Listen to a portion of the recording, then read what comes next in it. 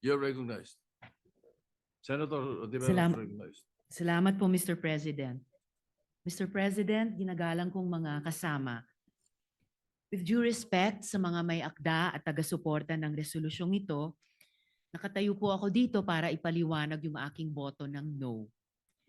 Una po, sang-ayon ako na ang humanitarian considerations ay esensyal na bahagi ng hustisya. At tama ang dapat makonsern tayo sa general welfare at dignidad ng lahat ng mga Pilipinong nasa ibang bansa, ng lahat ng ating mga nakatatanda, at ng lahat ng mga persons deprived of liberty. Pero Mr. President, hindi tayo nagdi-deal sa sufficient facts. Wala pong indikasyon na ang ICC ay nagpapabaya sa pagbantay sa kalusugan at kagalingan ng mga taong nasa kustodiya nila.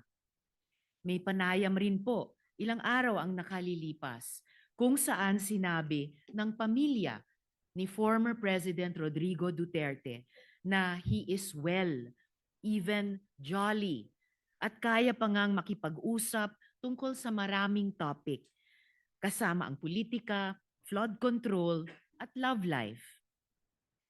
Ang panawagan para ang gobyerno ay mag-advocate para sa interim release o house arrest ni former President Duterte, maaring nakakouch sa humanitarian terms.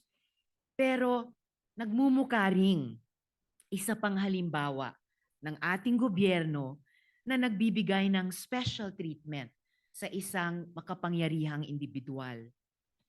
Tila ba'y isa na naman itong patunay na ang batas ay marahas sa karaniwang Pilipino, pero malambot sa iilang may kapangyarihan. Kapag ordinaryong lolo ang inakusahan ng nagnakaw, pwedeng kulong agad at di makapagpiyansa. Pero dito, gobyerno mismo ang lumalaban para bigyan ng house arrest ang isang taong akusado ng mga napakamabigat na krimen. Totoo po na ang International Criminal Court mismo ay nakapag-grant ng interim release sa iilang exceptional circumstances. Pero pantay na importante, ang ICC ay nag-deny ng mga ganitong request kapag ang interes ng hustisya at accountability ay hinihingi ito. Alalahanin po natin na ang mga international courts ay nakapag-deal na sa maraming aging prisoners. Ratko Mladic and Radovan Karadzic, both convicted for genocide and crimes against humanity, continued to serve their sentences well into old age. And in fact, just this year, Mr. Mladic asked to be released on humanitarian grounds, claiming that he only had a few months to live. The court still denied him, ruling that his medical condition did not meet the threshold of an acute terminal illness that would justify release. Their continued detention was not seen as inhumane because their crimes were too grave, too devastating to entire communities. Totoo naman, si dating Presidente Duterte ay hindi convicted. He stands accused pa lamang. Pero kahit sa kaso ng mga accused persons, nagpakita ang ICC ng pag-iingat. Laurent Gbagbo, the former president of Cote d'Ivoire, was denied interim release precisely because the vast network of supporters he commanded, which posed a risk to victims, witnesses, and to the integrity of the proceedings. Eventually, Gbagbo was acquitted. His day in court came, and he walked free, not because of an early release or house arrest, but because of a judgment.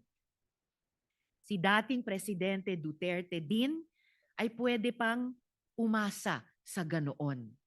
But the path there is through trial, not through early release or house arrest.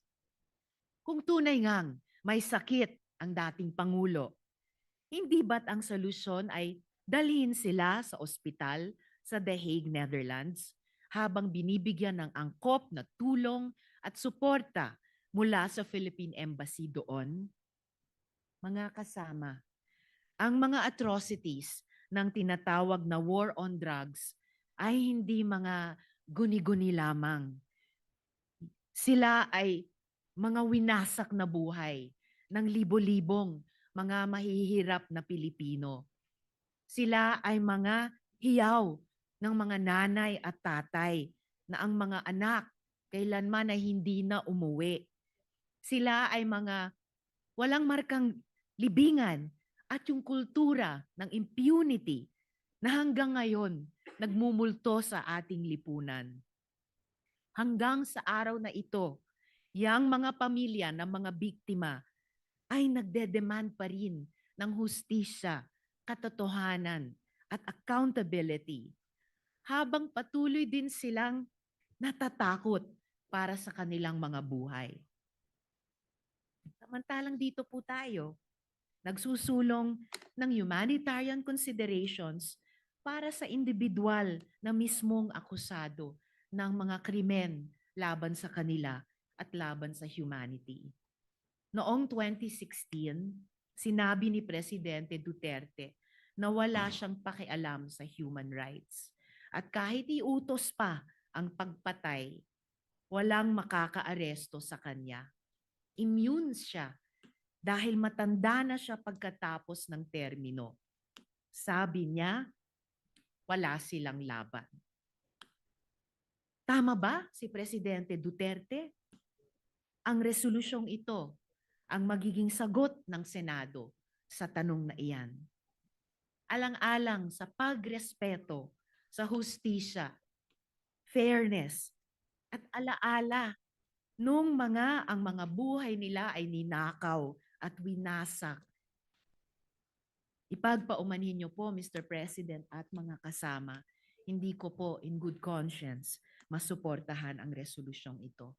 Bumoboto po ako ng no. Salamat po, Mr. President.